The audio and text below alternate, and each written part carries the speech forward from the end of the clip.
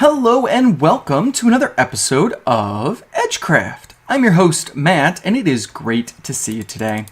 So today we are going to continue working on our little Christmas village here. We've got little elf houses, we've got a Christmas tree with a star, we've got presents, we've got snow covered area, we've got apparently a spider in the backdrop, and we've even got an abominable snowman, who admittedly is not very, that was silly, abominable, but that's okay. He's a snowman.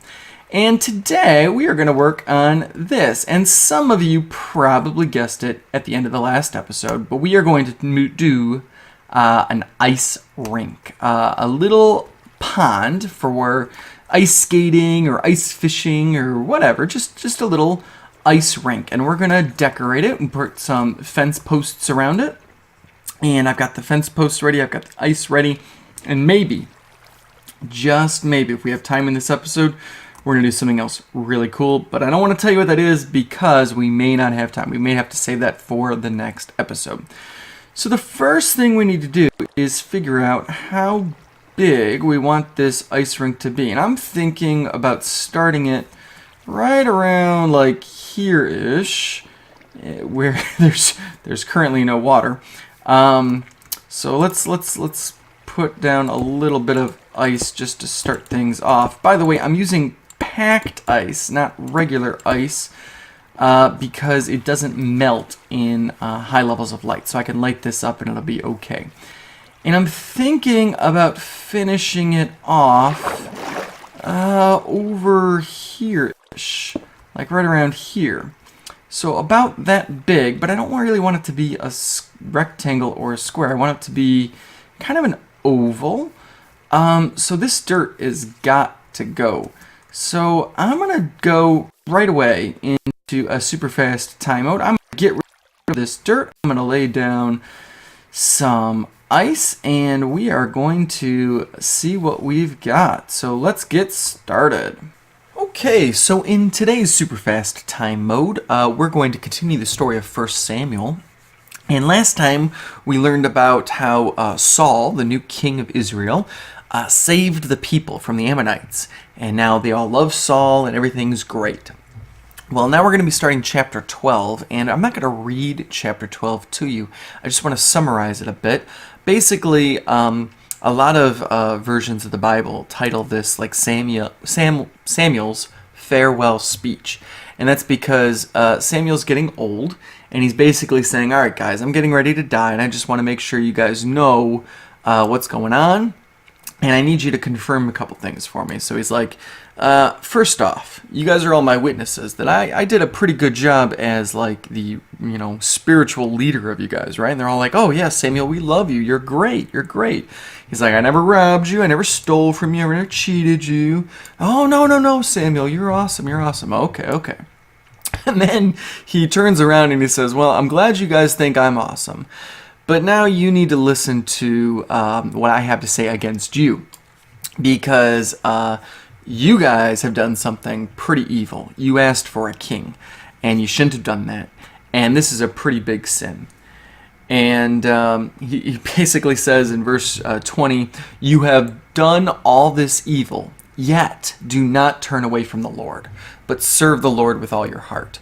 Do not turn away after useless idols, for they can do you no good, nor can they rescue you, because they are useless.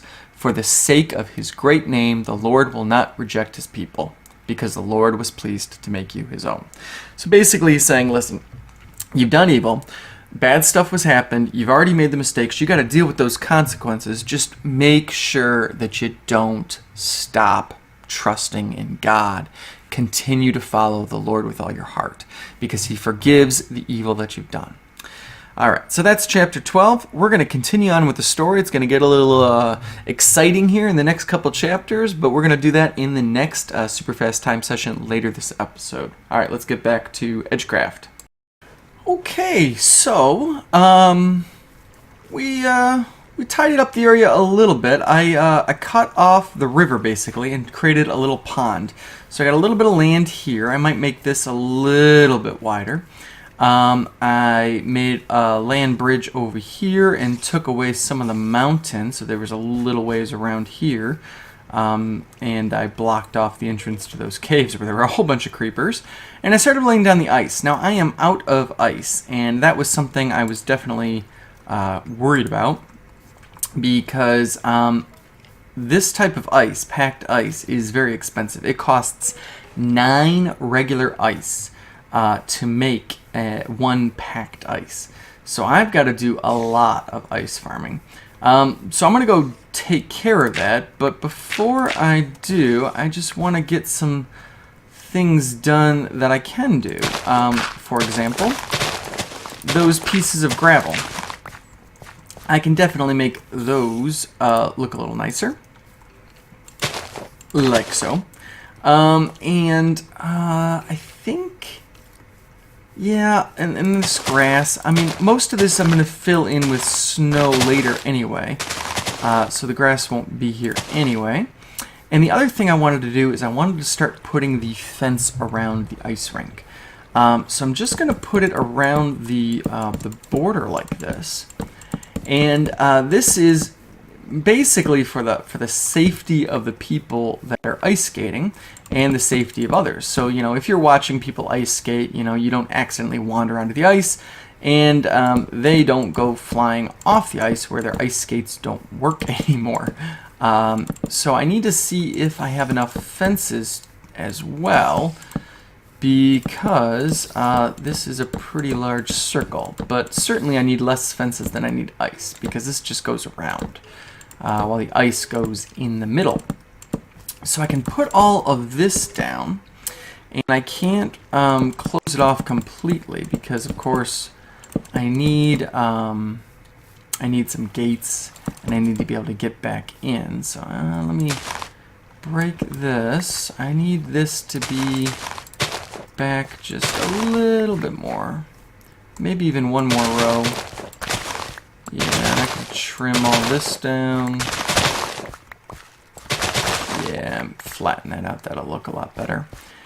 And of course, grass will grow on top of all of that. Oops, I don't want fence on top of the ice. There we go. And this will be my way in and out for now. So good. I've got enough fence. Now I just need to go and harvest a whole bunch of ice. It's going to take me a long time, and I don't even want to show that on camera because it's just going to take forever.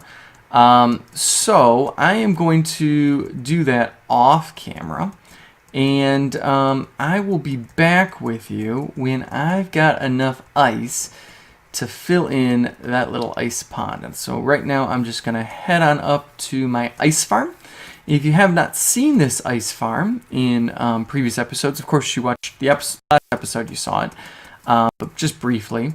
Basically, it's a couple pools of water that are high enough altitude that they create ice, and then these diagonals prevent ice from spawning on the diagonals, so when I harvest it, it instantly refills back up with water. So I'm going to do some AFK time and some harvesting time here and get lots and lots of ice. So I will be back. See you soon. Okay, so I did not come back in between sessions because this took forever. I must have collected, I don't know, tons of stacks of ice to turn this into packed ice. I don't know, 20, 30 stacks of ice. This took forever to make, and I'm not even happy with it yet. We still need to take snow and change up all of these blocks with snow because I want it to be a snow-covered winter wonderland. I want to put snow over there still, so we got a lot left to do in this episode. But before we do that, we're going to do something else, because in my mind, if you are going ice skating, what's better than to go ice skating on the ice when it's snowing? So that's what I want to do. I want to make it snow on this ice rink. Now that's going to be challenging because we are not in an icy biome. I'm creating a winter wonderland in the plains where it doesn't snow. And I want it to snow all the time. So what I'm going to do is I'm going to create fake snow. I'm going to create a gigantic cloud up above the ice rink, and from that cloud we are going to create snow. So I've been doing a lot of work smelting a lot of glass and turning it into gray. I got a little bit of black, I got some white, and I've got some cobwebs. And what I want to do is I want to go way up high in the sky, way up there, and I want to build a massive, I mean, it's not going to be super massive, but big enough to cover this ice rink cloud that won't look like a storm cloud, but it will look like a snow cloud. And from that, we're going to put some cobwebs coming down to make it look like it's snowing on top of this. This is going to take me a very long time. It's going to be incredibly difficult, and I've never done anything like this before. So, yeah, we're going to go to the camera account, and it's going to watch me do this, and I will be back with you in the super fast time mode. See you soon. Okay, so while we're building this cloud and snowstorm, we're going to continue reading 1 Samuel chapter 13, and things are going to get a little spicy here. All right, so let's start in verse 1. Saul was 30 years old when he became king, and he reigned over Israel 42 years. Saul chose 3,000 men from Israel. 2,000 were with him at Michmash and in the hill country of Bethel, and 1,000 were with Jonathan at Gibeah in Benjamin. The rest of the men he sent back to their homes. All right, now what you need to know here is it's talking about Saul's whole reign at the beginning. It's like, you know, he's going to be king for 42 years, and now it's going to kind of go through the events of Saul's life and kingship. And it starts with Jonathan, and Jonathan is Saul's son. It doesn't say that right away, but you'll learn about that later. So in verse 3, it talks about Jonathan. Jonathan attacked the Philistine outpost at Gibeah, and the Philistines heard about it. Then Saul had the trumpet blown throughout the land and said, "Let the Hebrews hear." So all Israel heard the news. Saul has attacked the Philistine outpost, and now Israel has become obnoxious to the Philistines. And the people were summoned to join Saul at Gilgal. Now I want you to pay close attention, because you've heard that name before, Gilgal. This was in a warning that Samuel gave to Saul a few episodes ago. Let's keep reading. Verse 5. The Philistines assembled to fight Israel with 3,000 chariots, 6,000 charioteers, and soldiers as numerous as the sand on the seashore. They went up and camped at Michmash, east of Beth-aven. When the Israelites saw that their situation was critical and that their army was hard-pressed, they hid in caves and thickets, among the rocks, and in pits and cisterns. Some Hebrews even crossed the Jordan to the land of Gad and Gilead. Saul remained at Gilgal, and all the troops with him were quaking with fear. He waited 7 days, the time set by Samuel, but Samuel did not come to Gilgal. And Saul's men began to scatter. So he said, "Bring me the burnt offering and the fellowship offerings." And Saul offered up the burnt offering. Just as he finished making the offering, Samuel arrived, and Saul went out to greet him. All right, so here's what's going on. If you remember from a few episodes ago, right when Samuel made Saul king the first time, he said, "You're going to do this, you're going to do this, and you're going to do this. And by the way, when you go to Gilgal, wait for me for 7 days until I arrive." He gave him this warning. He said, "You better listen. You gotta wait for me." And Samuel was predicting the future here. And now finally this is happening. And Saul waits 7 days, but in the middle of the 7th day, he's like, I'm tired of waiting. Samuel's supposed to come here, talk to God, kind of find out what we're supposed to do. I'm just going to do that. And so Saul does it.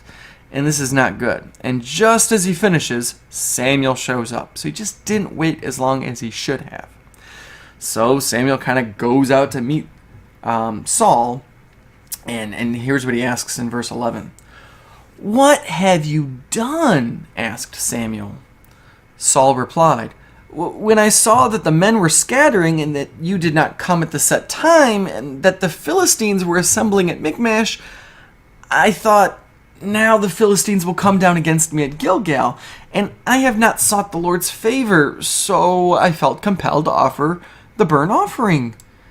"You have done a foolish thing," Samuel said. "You have not kept the command the Lord your God gave you. If you had, he would have established your kingdom over Israel for all time. But now your kingdom will not endure. The Lord has sought out a man after his own heart and appointed him ruler of his people, because you have not kept the Lord's command." Then Samuel left Gilgal and went up to Gibeah in Benjamin, and Saul counted the men who were with him. They numbered about 600. All right, so here's what's going on. Basically, Samuel was like, "Saul, listen, I told you very clearly that in order to be king, these things needed to happen.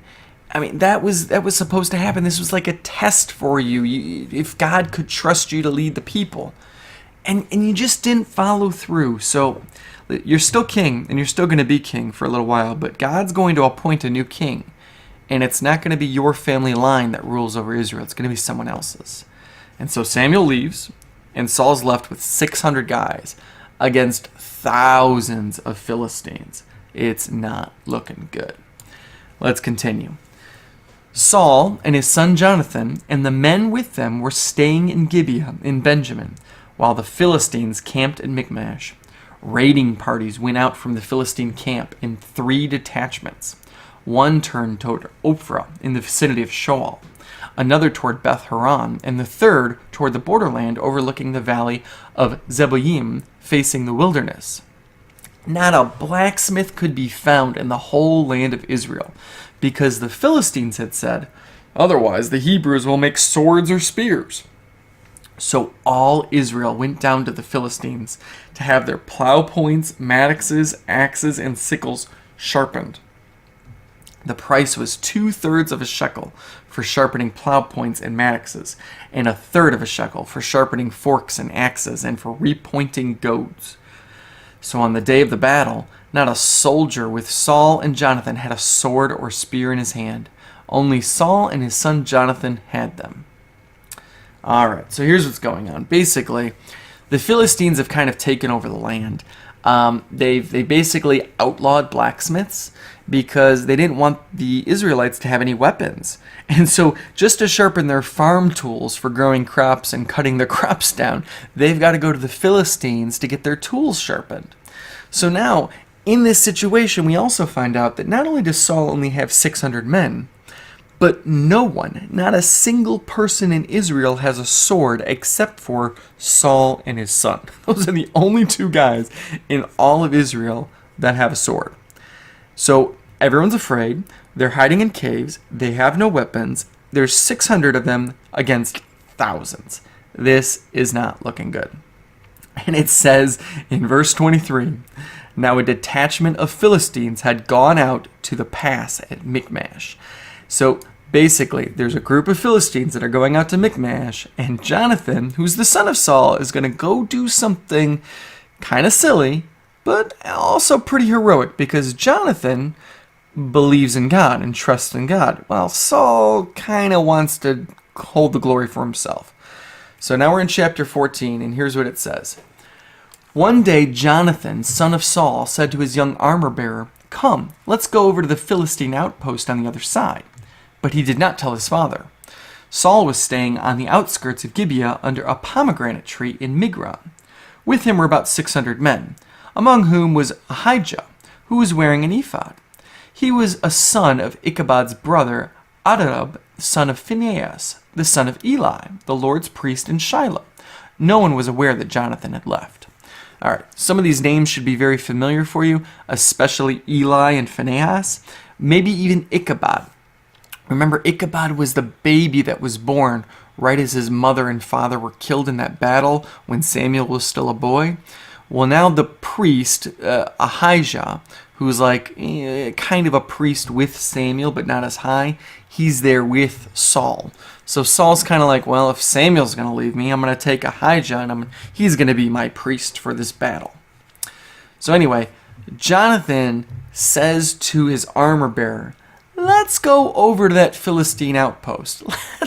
Let's see what's going on over there." Not the greatest decision in the world, a little bit gutsy, but we're going to get into that next time, because Jonathan he does some crazy stuff. And so what you need to know now is you got Saul. Samuel's left him. Samuel's going off to find the new king that God's going to appoint. Saul's replaced him with this guy named Ahijah. And his son Jonathan, who's a great guy, follows God, he's going out with just his servant, just Jonathan and his one little armor bearer, going to go out and check out this whole Philistine outpost. Sparks are going to fly. This is going to be a battle. But we'll find out about that next episode. Let's check out our cloud and our snowstorm and see how things are coming. Okay, so, yeah, it was my first cloud ever, my first snowstorm ever. I'm not going to say that it is the best, because it's not necessarily the best. But I did my best, and that's what counts. So the cloud, I mixed in black, gray, and white stained glass, and I tried to layer it so that the black was in the middle, and then gray next layer, and white on the outside to kind of give it that storm cloud look. And as you probably saw from the camera view, I shaped it kind of like a cloud, so mostly flat on the bottom. Let me see if I can just get up, here we go, get up this cliff so you can get a better look at it from the side while I talk about it. Yeah, there we go, that's a good view. So I tried to make it so that it was peaked a little bit, but not like a perfect peak, so it kind of like comes up and then down a little bit. I didn't want the bottom totally flat, so I added a little bit on the bottom so that it comes down a little bit. And then the snow, I didn't want it to be perfectly uniform, and I think I did okay at that, but it definitely looks like there's little like wispy areas, like, you know, this kind of like cuts in there, and this kind of like has a big clump right there. But my hope was that you could look at this from all different directions and it looks okay. And I think I might have missed the mark on that, because if you look at it from right over here, and I don't even know if I can get a good view of it from right over here. Let's take a look, see if I can get up on top of this hill. Yeah, I mean, that just kind of looks a little weird. It looks like one little skinny cloud and a skinny line of snow. It doesn't even make its way the width of the ice skating rink. But, you know, hey, I mean, I did my best. I could probably add a little bit of snow to it. I could probably make the cloud a little fatter. I could probably add more clouds to it if I wanted to. But let's be honest. This is a winter wonderland in the middle of grassy plains next to a haunted house. I mean, it's not supposed to be perfect. But what I'm going to do real quick is I'm going to do a cut scene. I'm going to go grab some snow, and I am going to fill in this whole area with snow to make it look a little bit more wintry, and I will be back with you soon. All right, I have got that done, and oh my goodness, does this look so much different. I just love the way that snow makes this area look. I want to just keep adding more and more. Go away, zombie. Whoa, did that go right through you? Anyway. But yeah, oh my goodness. So the snow falling from the cloud, you know, that cloud is really growing on me. I think I actually really like that cloud now. And I really like that snow. And oh my goodness, this whole area. And we got this nice little ice skating rink, and I'm sliding all over the place. Woo! I know you can't feel that. But I'm like letting go right now. And I'm sliding. And it's just, I don't know, it's fun. It's a different feeling. And I really like the way that this turned out. This project, by the way, was probably the most intense project I've done. I mean, this Christmas tree took a lot of work. There have been things that I've done, like my storage system, that took tons of work. The amount of glass I had to make for that cloud, the amount of time and energy went into making that cloud, and the snow. Let's talk about this ice for a second. The amount of time I had to harvest that ice, oh my goodness. This took forever. This is one of my biggest projects yet. So I just want to say, I hope you appreciate it, because I loved making this. And so even if you don't, I loved it. I'm happy. I'm excited. But I'd love to hear your comments. I'd love to hear your feedback and what you think of the ice rink, of the, see, look at this. I'm like moonwalking. This is cool. The ice rink, the snow, the snow cloud, and the rest of the winter wonderland. So with that, I'm going to say goodbye and have a great day. God bless. Bye.